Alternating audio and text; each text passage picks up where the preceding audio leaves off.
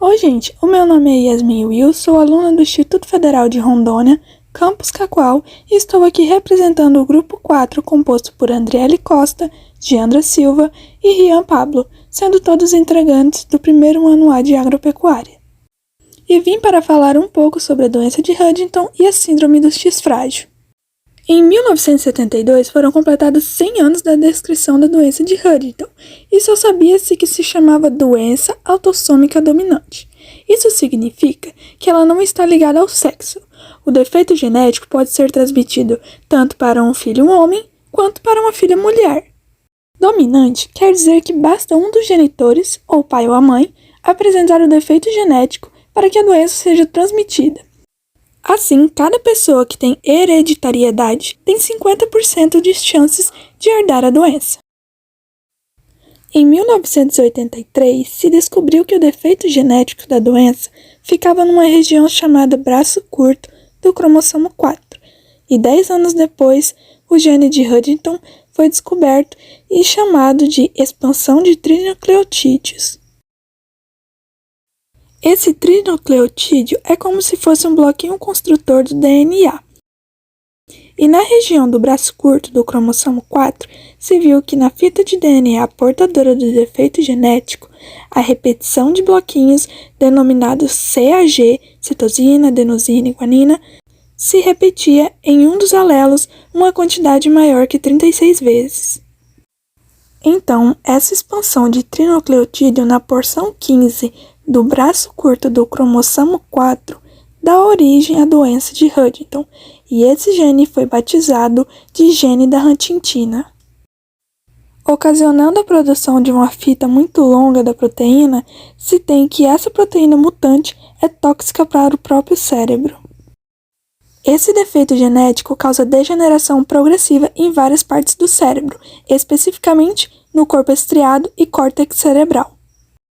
E é muito comum que a doença se manifeste entre os 40 e 50 anos e, como é progressiva, resulta em morte dentro de 2 décadas após o diagnóstico.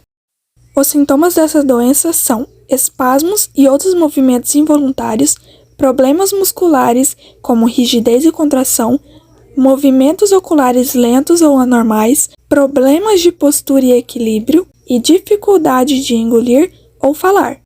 Dentro dos distúrbios cognitivos, o paciente pode apresentar dificuldade de aprendizagem, esquecimento e distúrbios de pensamento.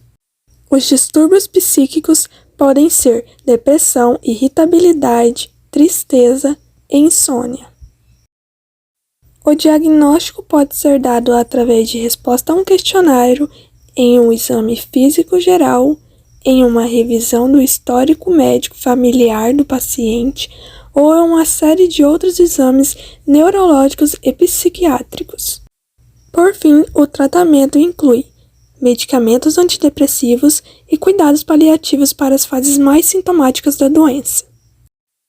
Encerrando o assunto da doença de Huntington, vamos falar um pouco sobre a síndrome do X frágil. A síndrome do X frágil já é bem antiga, porém não é tão conhecida e costuma ser confundida com o autismo. Essa síndrome tem esse nome por estar associada ao cromossomo X. Recapitulando, os homens têm um cromossomo X e um Y, e as mulheres têm 2 cromossomos X. Quando a mãe ou o pai é portador do defeito genético, os filhos têm 50% de chances de herdar a doença. Normalmente é em apenas um cromossomo em que se tem a alteração, na localização onde fica o gene FMR1, onde ocorre uma expansão do DNA. Nas mulheres, os sintomas da síndrome do X frágil são leves, já que possuem 2 cromossomos X. Nos homens, as condições são mais graves devido à presença de um único cromossomo X. Mesmo que em fase embrionária seja descoberta a doença, não existe tratamento para curá-la, mas existem tratamentos para melhorar a qualidade de vida. Embora seja de suma importância se ter o diagnóstico da doença o mais rápido possível, para que seja testado toda a família, pois podem haver vários portadores. As mulheres podem desenvolver depressão e menopausa precoce, e os homens podem desenvolver entre os 50 e 55 anos algo chamado de ataxia. Por isso é importante que a família saiba que é X-frágil. Os sintomas podem ser agressão, automutilação, movimentos repetitivos, ações ou palavras sem sentido, músculos flácidos e distúrbios de sono. Esteticamente, pessoas com síndrome do X-frágil possuem orelhas grandes, cabeça grande, linha única na palma da mão e mandíbula proeminente, entre muitos outros sintomas e características. Atualmente, só existem pesquisas para medicamentos específicos para a síndrome, mas existem tratamentos que podem ser receitados antidepressivos e calmantes e terapias ocupacionais. Isso era o que eu tinha para falar. Esse trabalho foi proposto pelo professor de Biologia Matheus Clemente, a fim de que seja conhecido o funcionamento de algumas doenças genéticas. Agradeço pela atenção. Tchau, tchau.